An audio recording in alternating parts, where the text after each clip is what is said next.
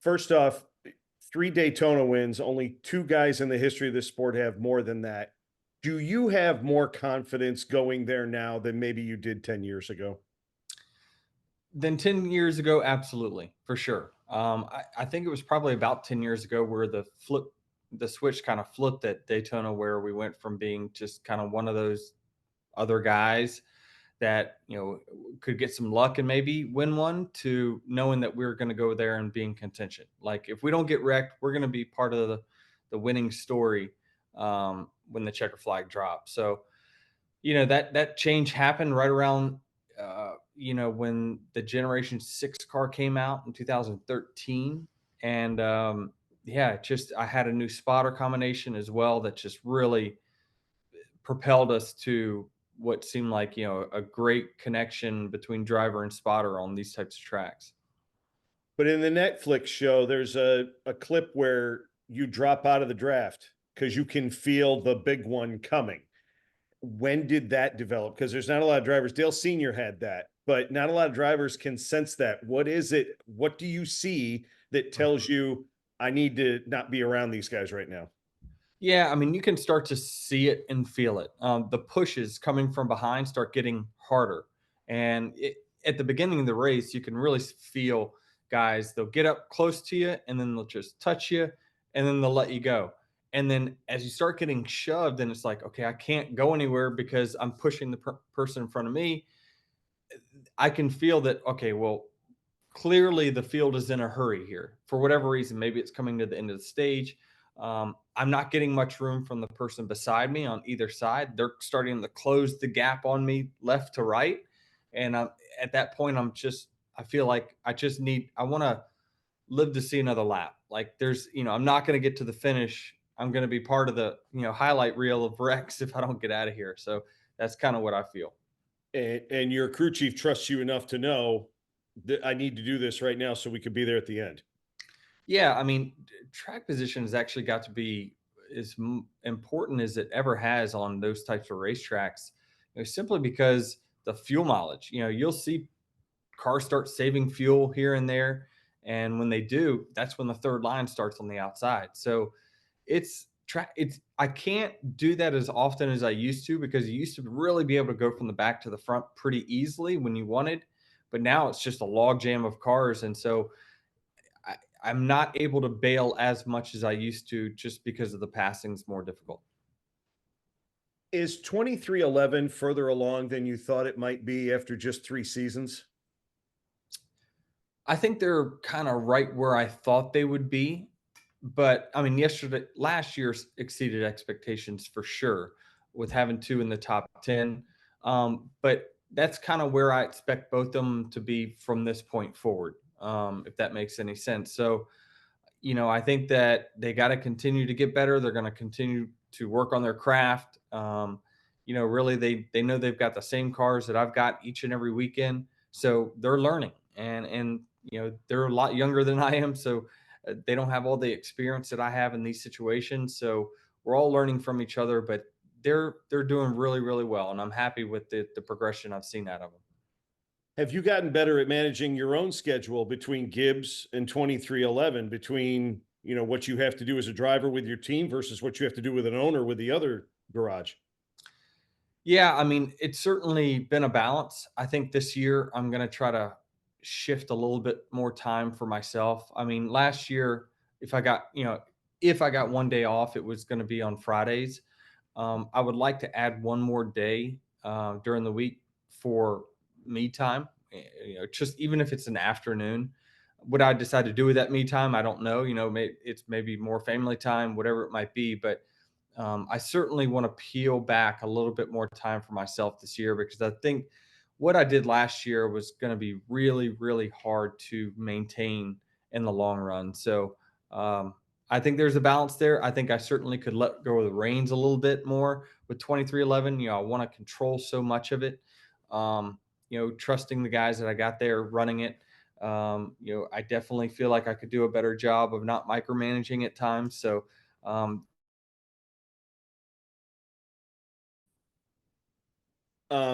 The Netflix special, they sat there and they kept going back and forth about you as an owner versus you as a driver and who you're going to help and what you're going to. Dale Sr. did that 20 years ago. Why is it a big deal? And why is it not that they were making it controversial, but they kind of made a big deal out of it? And I'm like, Dale Sr. did that 20 years ago. How come you don't mention him? Nobody gave him shit about it. There wasn't Netflix 20 years ago. I don't think so. That's the big difference, right? Is you got to make TV, and certainly, they were just trying to tell the story of how involved this person is in the NASCAR world, and sometimes there's conflicts. And for me, Daytona cutoff race last year was the first time I truly had a conflict of interest where I needed to pick one or the other. Now, in the reality, I didn't have to pick because the way the race played out. But they just wanted to know if it comes down to it, what are you going to do? And I wanted to be as honest as I could with that. But and of course, not everyone loved it on the Joe Gibbs Racing side, but understandably so. I explained my point that this is something that I have to show that I'm a leader for them. That's just what my role is. And so we got through it. Everyone was happy, and everyone's still happy with the alliances that we've got with JGR and the alliance that JGR has with us. Is anything about Michael's commitment to the team and the sport, has any part of that surprised you at all? Because you guys probably came here to Richmond to watch races, not at the same time. You're a little bit older than you are, but I didn't know he came here that much. I didn't know his father brought him here. Has any part of his commitment surprised you at all? I mean, I knew he was a big fan of the sport for a long time. I linked up with it as a Jordan Brand athlete probably back in 2009 or 10. So, 13, 14 years I've been with him in a partnership in some way. And he was always quizzing me on questions about the race, even when he was not a team owner. So I knew that he had fandom towards the sport. But, last year showing up to like 7 or 8 of the playoff races was, I mean, that's big for our team, to know the drivers, know who they're driving for is right there on pit lane supporting them. That goes a long way. And so I didn't expect the links that he would take to come visit the races as much as he did. How much were you said in the Netflix thing, you said when you approached him about forming a team, you said, I just took my shot. Now, Mhm. when he said yes, what was, I mean, did your jaw hit the floor or? It did actually. I remember exactly where I was. I was golfing, and I was on the ninth hole on my second shot, and I ended up leaving the ball in the fairway because I got so scatterbrained. I just drove up to the green, and I did not. My friends were like, "Hey, you didn't hit your ball," and I'm like, "Yeah, but I got a text back saying, you know, if you want a partner, let me know." And so I remember exactly where I was and everything. And so I do remember that. And then obviously, me and the team that represents me spent 3 days building a business plan, putting it out on paper, and then I went down there, flew down there and visited him to show him what our plan was, and he said, "I'm in." I can't wait to read your book. Jeez. Um, um, a lot of your contemporaries have gotten out of the car. Why are you still doing this? Ah, man, because I'm still competitive at it. I mean, I think that, the moment I feel like I can't win at every track, I'll probably get out whenever that might be. But I just feel like I'm still on top of things. I can still run fast lap times and practice qualifying in the race. Like, I just feel as though I keep getting better. Now, there will be a switch that happens, and it will happen quickly, but to me, it's not right here in front of me.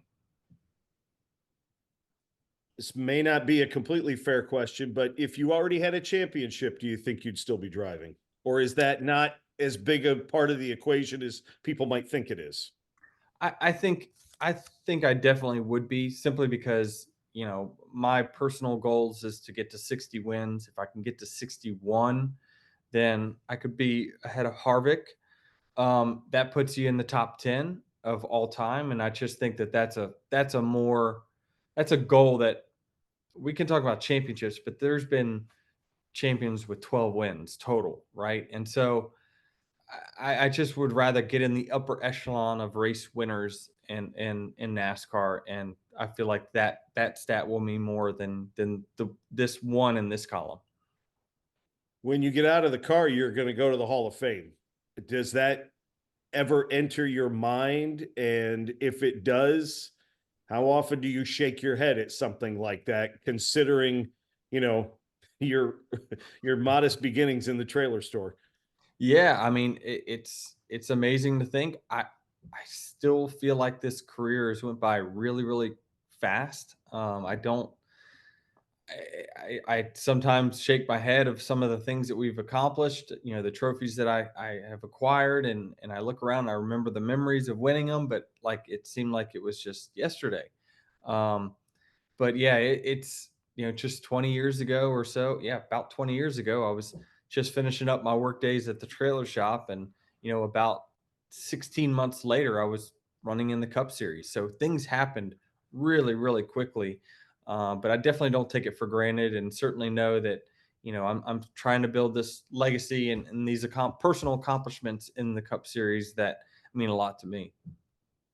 The comment after it was the Martinsville race, I just beat your favorite driver. I laughed out loud when I heard you say that. That had a little Bobby the Brain Heenan to it. No Was doubt. that planned? Did you have that in the back of your head? Was that No. completely spontaneous? No, it was spontaneous for sure in that moment, simply because of the crowd. I was just feeding off of the crowd, and so my dad told me I needed to retire it, so I'm going to retire it. He after this win this weekend, so we're going to come up with something new, and you can't wait for the next win. I disagree with your dad, but thought it was fantastic. But in a bigger picture, I forgive the language, but when did you become the asshole? And why were you okay with it? Well, I was probably feel like I'm more the heel than anything. I feel like generally speaking, you know, my rivalry with the fans has been actually a pretty friendly one. The ones that the fans I interact with on this side of the fence, so they have pit passes, garage passes. It's been very, very respectful, honestly. I've had a lot of really great interactions. I always try to sign for them when I have time. Um, but when they're on the other side of the fence talking mess, I'm on the other side of the fence talking mess as well. So it just started with that. And I think, some of the incidences I've had over time with, Chase Elliott and Kyle Larson, these are two of the most popular drivers in our series, right? So when you have, incidences with those guys, you're going to be the brunt of what the fan reaction is. And so I just chose to embrace it. Fans don't boo nobodies, do they? And they do not.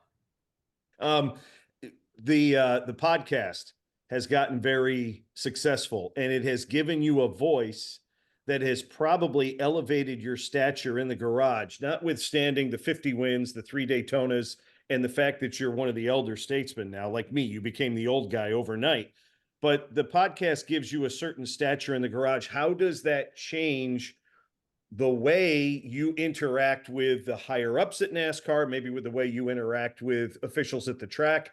And, people are kind of watching you not as Denny, the guy that can win maybe this week, but Denny, the guy that might stick up for us and might be a voice for us drivers with the powers that be. Yeah, I mean, I think there was a key conversation that happened early last year, kind of around the me and the Ross thing. I had to sit down with upper management of NASCAR, and I said, "Listen, this is my podcast, and there's 80% of the time I'm going to be pretty positive about what's going on, but my job is to be, subjective and obviously objective about what I see. And I believe that the fans tune in because they know they're going to get an honest opinion. It doesn't mean it's always right, but it is an opinion. And you guys are the big boys. You are the league. Turn on whatever channel you want right now, and they're talking sports about a ref that blew this call or the league's making a rule change that they don't like. That's part of being the league, and you're going to have to deal with the 20% that's negative. And we both came out of that conversation, and they conceded to the fact that the sport is better with your podcast, and we're okay with the split of knowing that it's going to be positive most of the times, and sometimes we're just going to be the brunt of your reactions. And so that was really the turning point where I feel like I got support from them on it, and they know that it- with tens of thousands of people that listen to that every single week. We're talking to the core fan that is tuning into their races each and every week. I know you don't have a ton of guests on it, but when are you going to get Mike on it? I don't know. I haven't used up that favor yet. There'll be a time for sure where I use up that favor, but it's just not the time quite yet. My last question: if your daughters wanted to drive, would you be supportive, knowing everything that you know about the sport? Of course, I'd be supportive in whatever they want to do, and I have been. They're bouncing around different sports now quite a bit. Taylor's doing. She wants to do track now. She just finished basketball. She did some volleyball, so she's trying to find what team sports kind of best for her. Molly's just getting into theater, so it's kind of following in her older sister's footsteps. So I'll definitely support them in whatever they want to do. It's definitely not an easy task, though, if you choose racing.